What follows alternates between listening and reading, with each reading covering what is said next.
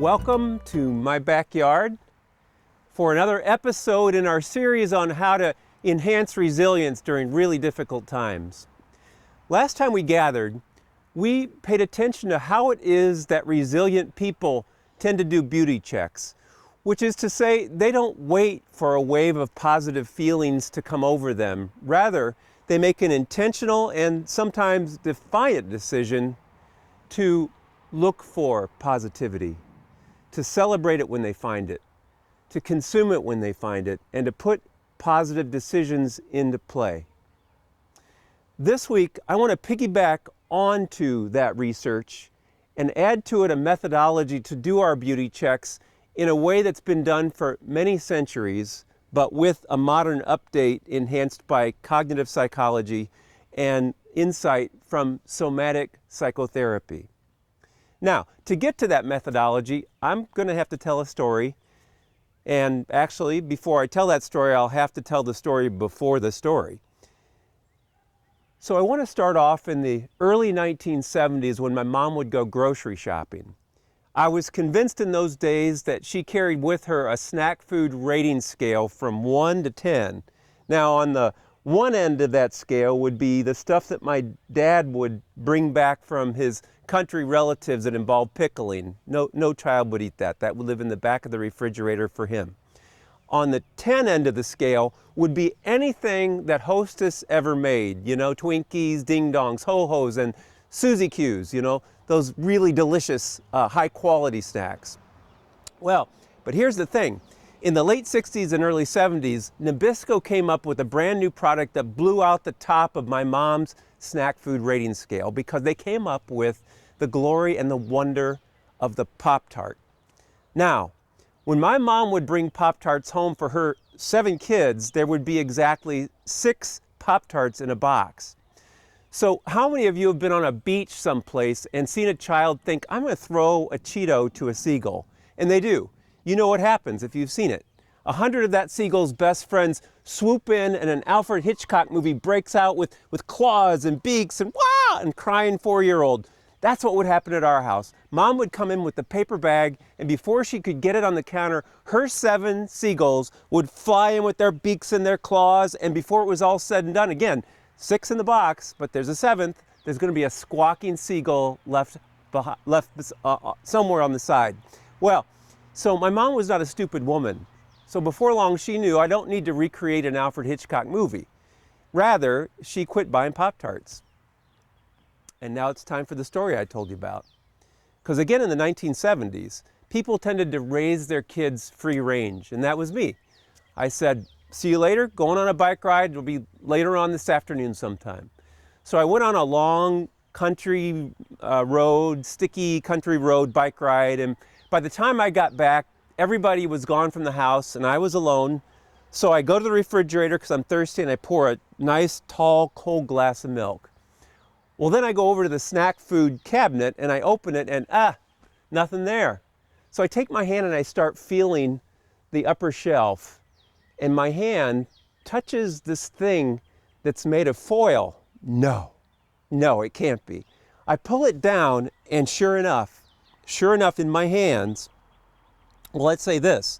I know that Thomas Aquinas came up with 5 proofs for God's existence. In my hand, I held the 6th proof. It was a Pop-Tart that the other seagulls didn't find somehow. So I did what I think any child would do. I grabbed that Pop-Tart, I ran back to my room, shut and locked the door, and I dropped down and I broke off a piece of that Pop-Tart. And I closed my eyes and I put it in, and there was that pastry that surrounded that jelly.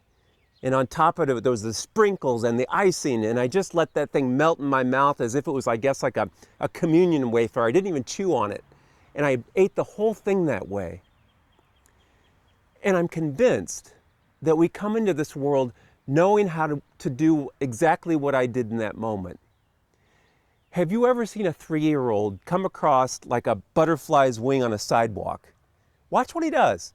He stops whatever he was doing or what she was doing right before that, drops to the ground and picks that wing up and flaps that wing, and maybe flaps their wings, maybe rubs it against their cheek, maybe tastes it, who knows. But the whole world becomes that butterfly wing. They stop, they drop, and they savor. And I maintain that we come into the world with that built into us, that capacity to do that. But I guarantee you, today, this very day as I'm talking to you, there will be some 7-year-old that will take a step out of his or her bedroom, will walk out, and that bedroom will be full of toys and electronics and books, and they're going to say this: I'm bored. And where did that ability to stop, drop, and savor go? Somewhere along the line, we lose that capacity. And it's not just 7-year-olds. You ever found yourself, if you're honest with yourself, you were driving home from work and didn't even see that gorgeous sunset because of that voice in your head or that thought in your head or that person that did you wrong? You're all up here and don't even see it. That capacity to stop, drop, and savor drops away. Well, because we're talking about resilience, I'd like to recover that ability. And that's what takes me back to that methodology I described that's actually hundreds of years old, but to give it a little update from cognitive psychology and somatic psychotherapy. What I'd like to suggest is that all of us right now take out our cell phones, find the alarm function, and set an alarm to go off every day for at least 30 days. And when it goes off, to take 3 minutes to do nothing but stop, drop, and savor. And what I have in mind is that you'll retrospectively look over your shoulder at the last 24 hours to find some small event, not a large dramatic event, some small event where some kindness happened. Here's a for instance. I go to the grocery store yesterday. I see a woman that's been waiting on me for years. And through the plexiglass, it occurs to me to say, you have been so kind to me over the years and so efficient. And that look on her face. So if I'm looking back over my shoulder, I'm stepping back into that store, I'm seeing the scenery in that store, I'm hearing the sounds of that store, I have the smell of that store, and now I have that woman's look on her face as she absorbs what I said to her. And most importantly, in my stop, drop, and savor methodology, I'm feeling in my body what it felt like in that moment with her, and I'm reliving that experience right now, and the shift that takes place in my body when I feel that. I'm not just doing gratitude practice now. Do you notice what I'm doing? I'm actually savoring down in my body, which is to say, down in my soul. And that has the power to shift things and bring a kind of resilience to that moment. This week, I will invite you to my website, sundaymorningcafe.com, to find a description for this methodology that you can follow. What I'll also do this week is put up another video where I'll actually lead you through this process. Warren Zevon knew how to do this. Remember who he was? He wrote Werewolves of London and lots of other good music. I got to see him in his last time appearing on David Letterman. It's one of David Letterman's favorites. He was dying of cancer, and David said, "What would you like to say to America before you sign off?" And he said, "There is something I'd like to say, actually." He said, "Make sure that you enjoy every ham sandwich." Enjoy every ham sandwich. Now, he didn't say the word savor, but I know that's what he meant.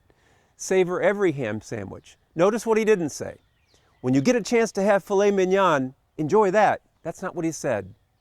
Enjoy every ham sandwich. Find the smallest thing possible and savor that.